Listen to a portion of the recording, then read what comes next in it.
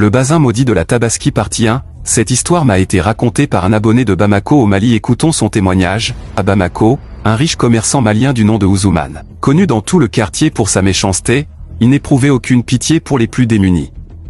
Un jour, il mit à la porte une veuve qui louait l'une de ses maisons, sous prétexte qu'elle n'arrivait plus à payer son loyer.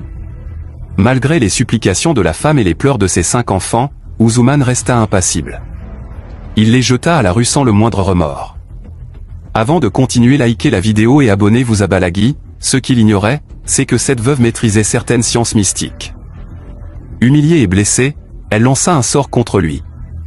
Peu de temps après, Ousmane tomba gravement malade.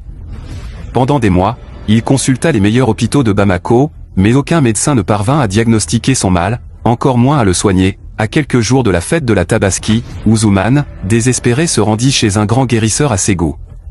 Ce dernier, après l'avoir examiné, lui révéla que sa maladie n'était pas naturelle. On lui avait jeté un puissant sort, un mal mystique si bien structuré que personne ne pouvait le guérir.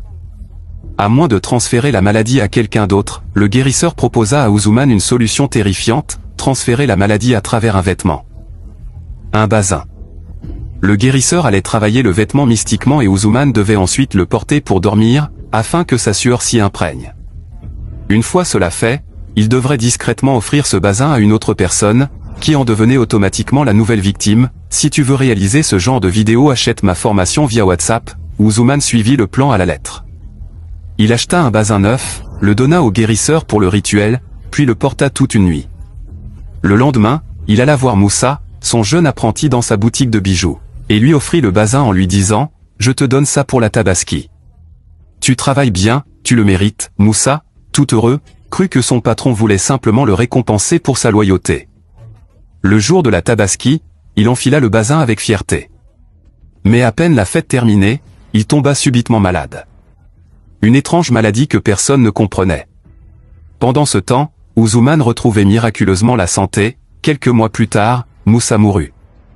Il n'avait jamais su que ce cadeau, si beau en apparence, portait en lui la mort. Ousmane était débarrassé de sa maladie, mais le pire l'attendait devant. Que pensez-vous de cette histoire? Donnez vos avis dans les commentaires. C'était Balagui.